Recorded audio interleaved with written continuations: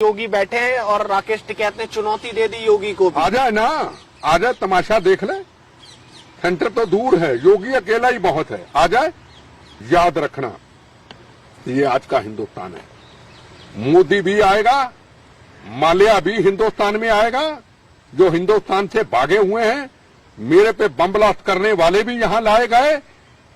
और याद रखना, ये आज का हिंदुस्तान है। दुनिया हिंदुस्तान के साथ खड़ी है, जिसकी मिसाल है 370 धारा हटाई। नमस्कार, स्वागत है आपका हेडलाइंस इंडिया पर। मैं हूं नवीन चौहान।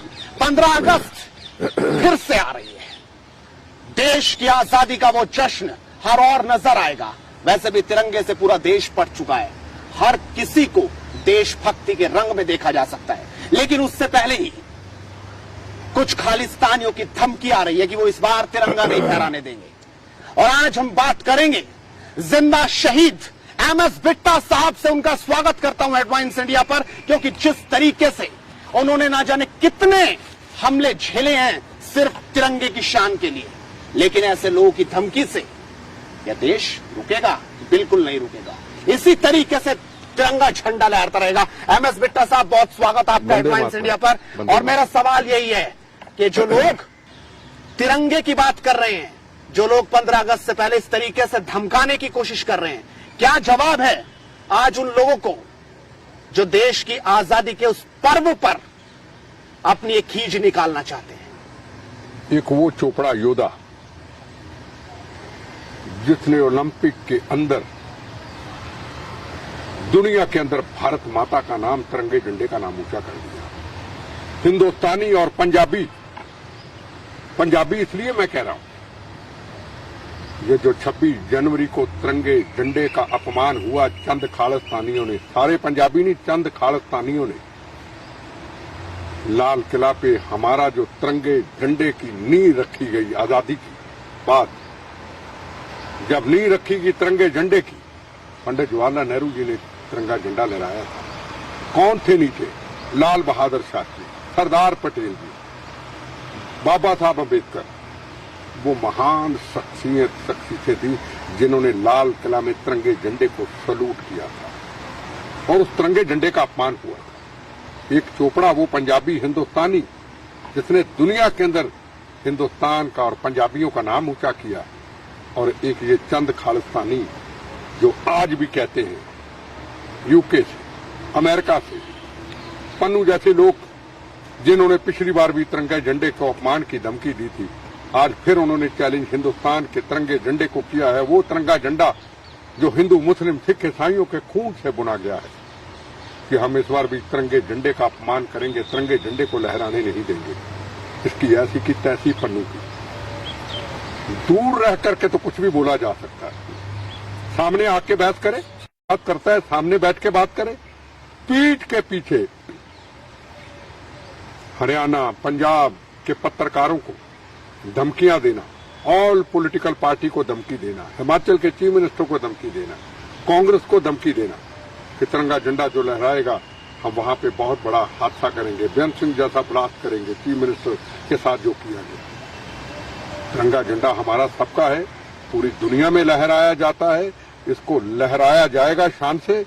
और वाकई इस बार तो बहुत खास भी है, क्योंकि ओलंपिक में तो पूरी दुनिया ने हिंदुस्तान की शान देखी है, और आज इस बार 15 अगस्त को लाल किले पर फिर से वही शान शानदार अंदाज में दिखाई देगी। और ना सिर्फ लाल किले में, बल्कि पूरे देश में, गली गली में, चौक चौराहों पर, मोहल्ले में। और वाकई ऐसे लोगों की बोलती तभी चुप होगी जब इस तरीके से देशभक्ति हर जगह। नहीं, हिंदुस्तान नहीं, हिंदुस्तान में तो लहराया जाएगा, दुनिया में भी लहराते हैं लोग। यहां से हमारे जैसे लोगों को भी बुलाया जाता है। और इस बार दुनिया के अंदर इस तिरंगे झंडे का मान सम्मान और होगा जो चोपड़ा जी ने पूरी दुनिया के अंदर अपना नहीं। और सबसे बड़ी बात बिट्टा साहब, जो चोपड़ा, नीरज चोपड़ा है, जिन्होंने मेडल जीता है, गोल्ड मेडल, और तिरंगे का मान कितना ऊपर कर दिया। दूसरी तरफ वो भी किसान के बेटे हैं।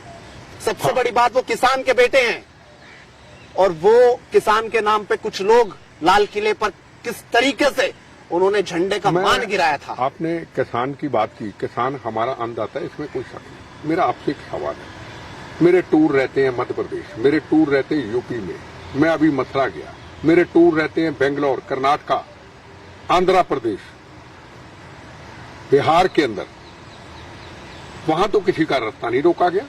हमारी गाड़ियों का काफिला जाता है, किसी ने रास्ता नहीं रोका, कोई आंदोलन नहीं है। आंदोलन करने की आजादी है, ये आजाद हिंदुस्तान है, लोकतंत्र है। पर तिरंगे झंडे का अपमान करना, भारत माता का अपमान करना, वो आजादी नहीं है। आज कहते हम तिरंगा झंडा लहराएंगे, उस वक्त आपने तिरंगे झंडे का जो लाल किला में अपमान किया, उसकी तो आज तक ना तो टकैत ने माफी मांगी, ना किसानों के आंदोलन के किसी नेता ने माफी मांगी। कि जिन्होंने किया, गलत किया, इनको सख्त सजा मिली। प्लानिंग तो एक बार फिर से दिल्ली की हो रही है कि झंडा लहराएंगे, आ जाए, झंडा लहराएंगे, और झंडा लहराने के नाम पे फिर से कुछ ऐसी घटना हो गई तो कौन जिम्मेदार होगा? एक बात मैं स्पष्ट कर दूं, दिल्ली का पुलिस कमिश्नर अस्थाना है, राकेश अस्थाना। अभी जंतर मंतर के अंदर बीजेपी के कुछ नेताओं ने कुछ मुसलमान समाज के लोगों के साथ कुछ शब्दों का प्रयोग किया। उसने कहा ना, कानून एक होगा, कहीं भी होगा। यूपी के अंदर किसी पुलिस अधिकारी को थप्पड़ मारा गया, को बीजेपी के लोगों से अरेस्ट ना।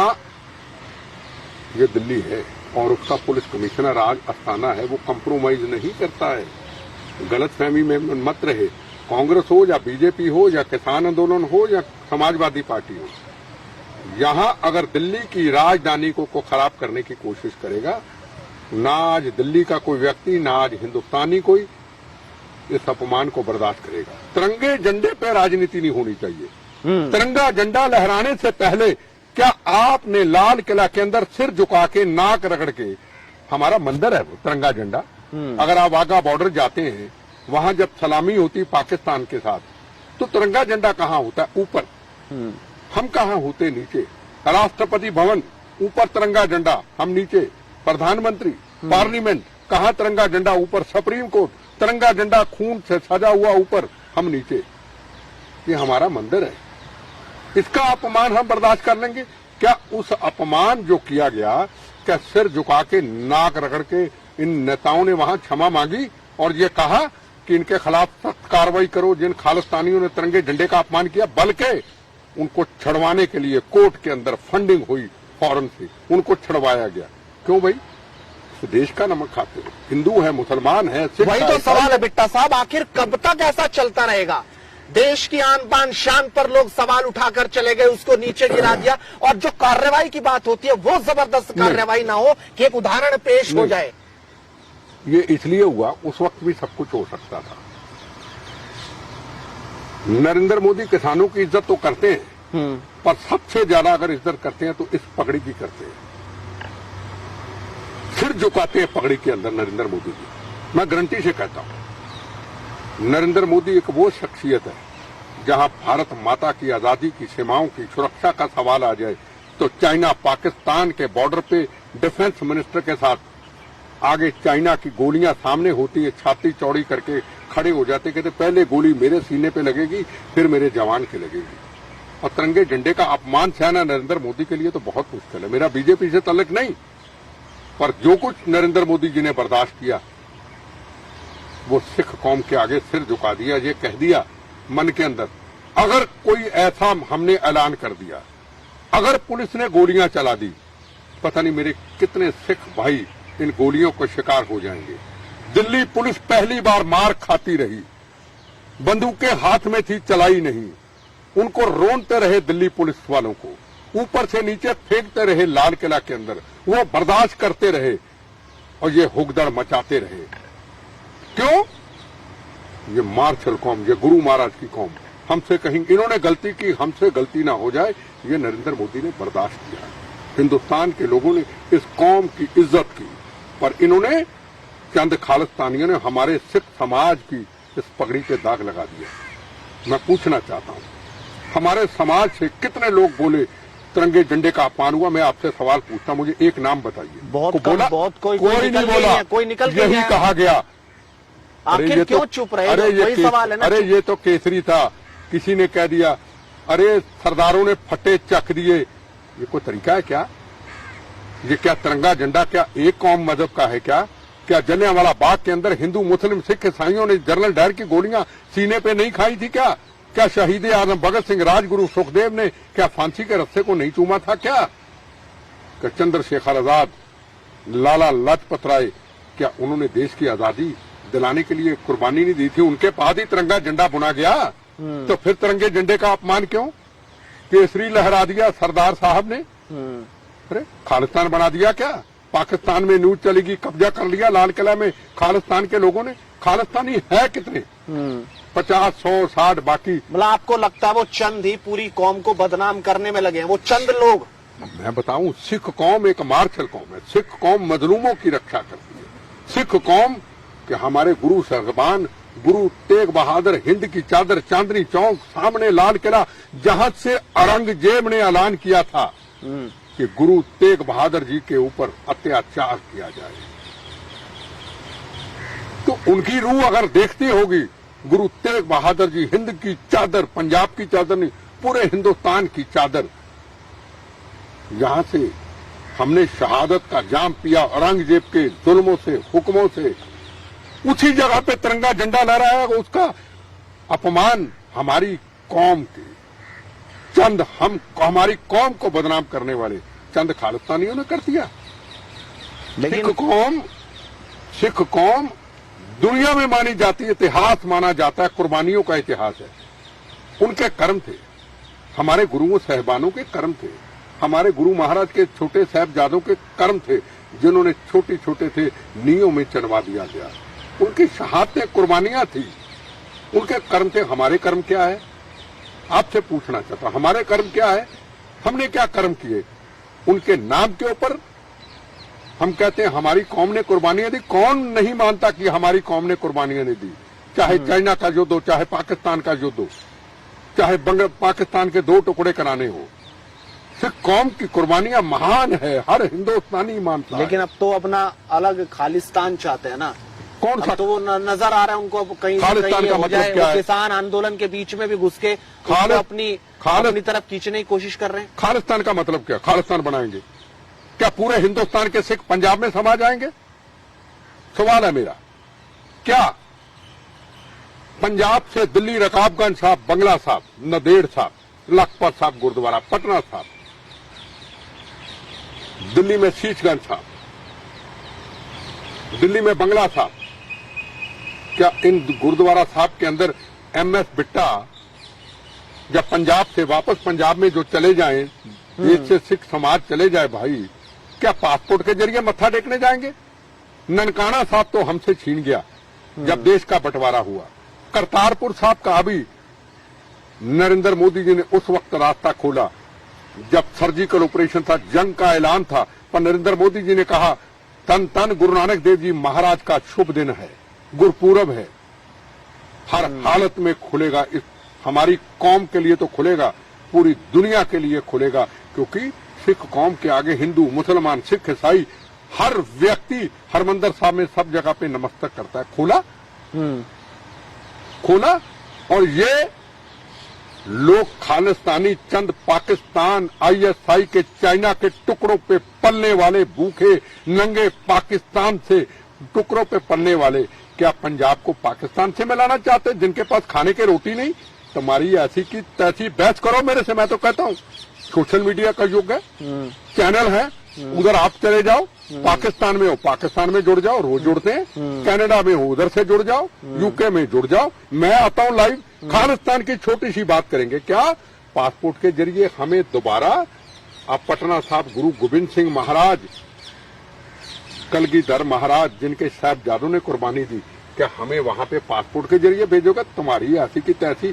कहां थे आप जब कश्मीर के अंदर सिख बेटी को अगवा किया गया? कहां थे आप? पूछना चाहता हूं खालिस्तानियों। कोई बोला ही नहीं, चुपचाप बैठ गए। कहां थे आप? पाकिस्तान में ननकाना साहब पे गुरुद्वारा साहब के ग्रंथी साहब की बेटी को किडनैप किया गया, हिंदू भाइयों के मंदिरों को तोड़ दिया, सिख समाज के वहां बड़े बड़े ऐतिहासिक गुरुद्वारों को, मती तासी के गुरुद्वारों को तोड़ दिया गया। कहां थे आप? महाराजा रणजीत सिंह, जिसकी तूती बोलती थी, अफगानिस्तान कंधार तक उनकी फौज के जर्नैल सिंह, हरि सिंह नलुआ, माए कहती थी उस वक्त बच्चा सोता नहीं रहा, बच्चा नलुआ आ गया। वो महाराजा रणजीत सिंह जी के स्टैचू अभी लाहौर में, उसको तहस नहस कर दिया, उसको तोड़ दिया। और काबल के अंदर सिख समाज के लोगों का गुरु ग्रंथ साहब विराजमान है, वहां आतंकवादी आते हैं, और गोलियों की बुछाड़ें कर देते हैं। मां के सामने बेटी, बाप के सामने बेटा, पत्नी के सामने पति, पति के सामने पत्नी की शहादत का जाम पी जाते। कहां से हो खालिस्तानियों आप? कौन सा खालिस्तान चाहते हो? उन लोगों से मिले हो आप जो पाकिस्तान आईएसआई के लोग जम्मू कश्मीर के अंदर 40 के करीब सिख भाइयों का एक लाइन में खड़ा करके कत्लेआम कर देते। उस पाकिस्तान से खड़े हो? उन चाइना के साथ खड़े हो जो गुरतेज सिंह जिसने छोटी कृपान निकाल करके मुश्किल के वक्त श्री साहब निकाल करके गुरु महाराज की 20-22 के करीब चाइना को रोल डाला और उसके बाद शहादत का जाम पी लिया। फिर कहते हम चाइना का साथ देंगे। ये है आपकी औकात? बहस तो करो। उधर से जाके टेलीफोन पे धमकियां दे दी और पूरे हिंदुस्तान में दहशत फैला दी। याद रखना, ये आज का हिंदुस्तान है। मोदी भी आएगा, माल्या भी हिंदुस्तान में आएगा, जो हिंदुस्तान से भागे हुए हैं। मेरे पे बम ब्लास्ट करने वाले भी यहां लाए गए। और याद रखना, ये आज का हिंदुस्तान है। दुनिया हिंदुस्तान के साथ खड़ी है, जिसकी मिसाल है 370 धारा हटाई, पूरी दुनिया हमारे साथ खड़ी हुई हिंदुस्तान। तमाम पार्टियां तो अब कह रही है कि फिर से बहाल करने की पे विचार होना चाहिए। उनकी अगर ये सरकार है, ये कांग्रेस आएगी तो कौन आएगा? आएगा कोई आएगा तो तभी करेगा ना। कांग्रेस की बात करता हूं ना मैं किसी की बात करता हूं। ये मोर लगी है, नया कश्मीर है। कभी 15 अगस्त के अंदर वहां पाकिस्तान के झंडे लहराए जाते थे, तिरंगे झंडे का, भारत माता का अपमान होता था, जवानों पे गोलियां चलती थी, जगह जगह पे फायरिंग होती थी। तिरंगे झंडे में हमारे जवानों की डेड बॉडी लिपटी हुई, उनके बच्चों, उसकी पत्नी, उसके बाप, उसकी मां, उनके पिताजी माताजी के सामने आती थी। आज तिरंगे झंडे से सज गया जम्मू कश्मीर। आज तिरंगा ही तिरंगा है। एक बड़ा और तिरंगा लहराया जा रहा है, बहुत बहुत ऊंचाई पे लहराया जा रहा है किसी की हिम्मत कि उस तिरंगे झंडे की तरफ बुरी निगाह से देख ले? कौन सी बात करते हैं? वक्त जल्दी आएगा। अब तो जिन्होंने जिन पे आरोप लगा कि किसान आंदोलन के बीच वो लोग घुस के उन्होंने इस तरीके से तिरंगे का मान गिराया था, अब उनकी तैयारियां कही जो कहा, साफ साफ कहा जाए, राकेश टिकैत की तैयारी अब लखनऊ में है। अरे मेरी बात सुनो, वो तो पब्लिसिटी का भूखा बन गया और वो योगी से टकराने लखनऊ जा रहा है कि दिल्ली जैसा बना देंगे लखनऊ को चारों तरफ से। एक बात सुनो मेरी बड़े ध्यान से, ये योगी है, योगी भी किसान का बच्चा है। और ये जरूरी नहीं यही किसान है, किसान सारे हैं। नीरज चोपड़ा भी जो किसान थे, किसान है, किसान का बेटा है ना, तो वो भी तो दुनिया में तिरंगा लहरा दिया। अब ये तो सारे लीरो लीर हो गए। चूड़नी जी जो हैं वो इनकी मीटिंग में नहीं जा रहे। आंदोलन शुरू किया था राज्यपाल साहब ने पंजाब से, वो शरीफ आदमी, बिल्कुल साफ सुथरा इंसान, किसान आंदोलन का असली हीरो, असली लीडर वही था जो तिरंगे झंडे के अपमानित हुआ, दुख था। और जिसने पहले भी वार्निंग दी थी। आपने कहा कि योगी बैठे हैं और राकेश टिकैत ने चुनौती दे दी योगी को। आ जाए ना, आ जाए, तमाशा देख ले। सेंटर तो दूर है, योगी अकेला ही बहुत है। आ जाए, तिरंगे झंडे का पहले तो अपमान कर दो। आपको लगता नहीं कि यहाँ पे मोदी तो कुछ कर नहीं पाए? किसानों जो आंदोलन चल रहे, जो बॉर्डर गिरे हुए हैं, अब तक नहीं खुल पाए। देखो ना कोई हल निकला। देखो मेरी बात सुनो, आप तिरंगे झंडा लहराना है, आप कहीं भी लहरा सकते हैं। जहां आपके आंदोलन है वहां आप तिरंगा झंडा लहरा सकते हैं। आप चाहते तो लाल किला का जो तिरंगा झंडा है अपमानित किया, लहराना होता तो जहां आपका आंदोलन था लाखों की भीड़ इकट्ठी करके वहां भी कर सकते थे। पर आपने जानबूझ के हालात को ऐसा बनाना है ताकि पाकिस्तान आईएसआई को शरारत करे, तिरंगे झंडे का अपमान करे और इस देश के नाम को पूरी दुनिया के अंदर बदनाम करे। कौन सा इस आंदोलन में घुस जाए? सारे किसान तो बुरे नहीं, उसमें लोग घुसेंगे कुछ, जैसे अभी घुसे, वो शरारत करेंगे। नहीं तो लखनऊ को सील कर देंगे, सारे बॉर्डर पे किसान ही किसान होगा। राकेश टिकैत ने चुनौती दे दी। मेरी बात तो सुनो भाई, किसान की इज्जत कौन नहीं करता? हम नहीं क्या किसान की इज्जत करते? क्या हम किसान नहीं है? किसान हमारा अन्नदाता है, हम इज्जत करते हैं। पर उसका यह मतलब तो नहीं है कि आप किसान के नाम के ऊपर बीच में कुछ लोग गलत घुस करके तिरंगे झंडे का अपमान कर दे। हर चीज बर्दाश्त हो सकती है, तिरंगे झंडे का और भारत माता का अपमान कभी बर्दाश्त नहीं हो सकता, किसी भी सूरत में बर्दाश्त नहीं हो सकता। किसान है तो किसान अन्नदाता, बच्चा बच्चा कहता है, आप कहता है, मैं कहता हूं, हर टीवी के अंदर एंकर कहता है भी आप हमारे अन्नदाता हैं, आप हमारे अन्नदाता हैं, ठीक, पर ऐसा तो नहीं है ना तिरंगे झंडे का अपमान होता जाए।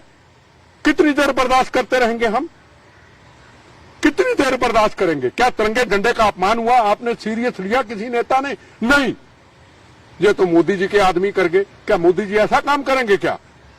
या आप ऐसा काम करेंगे या मैं ऐसा काम करूंगा? आपने क्यों लोगों को उठाया कि लाठियां लेके आओ? आपने लोगों को क्यों उठाया कि ट्रैक्टर लेके आओ? क्यों आपने कंट्रोल नहीं किया? राज्यपाल साहब आज कहां है? ईमानदार व्यक्ति, आंदोलनकारी, उसको पीछे छोड़ दिया। टकैत तो आंदोलन में था ही नहीं, टकैत तो पंजाब के आंदोलन में शामिल हुआ, पीला पटका बांध के आंदोलन को हाईजैक करके पॉलिटिक्स करने के लिए चुनाव यूपी में आने वाला है। योगी को हराने के लिए वो निकल चुके हैं। वो साफ कह रहे हैं कि अगर नहीं हुआ तो कीमत चुकानी पड़ेगी। जिस तरह बंगाल में दिक्कत आई, अब यहां पर भी होगा। बंगाल में क्या दिक्कत आई? बंगाल में बीजेपी को हरा दिया, जो बीजेपी सपना देखना चाह रही थी। देखो मेरी बात सुनो, 3 सीटों वाली अच्छी सीट लेगी, आप बीजेपी की हार मानते हैं? मुझे जवाब दो। नहीं, बढ़ोतरी हुई है, लेकिन 200 पार, वो 200 पार की बात कर रहे हैं, 200 पार तो नहीं। अरे वो कहना जो मर्जी कह रहे, मैं को बीजेपी की वकालत नहीं कर रहा। 3 सीटों में से अच्छी सीट आनी क्या छोटी सी बात है? 3 सीटों में आप 200 सीट नहीं लेके जा सकते। मैं आपको बताऊं, कितना भी आप पॉलिटिकल भाषण दे दो, ठीक है ना? तो इसमें अगर आंदोलनकारी तो आंदोलनकारी होता है, उसको पॉलिटिक्स के कोई लेना देना नहीं होता है। सरकार रहे ना रहे, उसका आंदोलन है तो आंदोलन है, मर जाओ मिट जाओ हम खड़े हैं। जब उसमें पॉलिटिक्स आ जाए, चूड़ीनी साहब कह रहे हैं हरियाणा में हमें चुनाव लड़ना है, पंजाब में तो राज्यपाल साहब ने कोई ऐलान किया नहीं है, टकैत साहब कहते हैं हमने चुनाव लड़ना है। भाई आंदोलनकारी हो तो आंदोलनकारी रहो, चुनाव में क्यों आ रहे हो आप?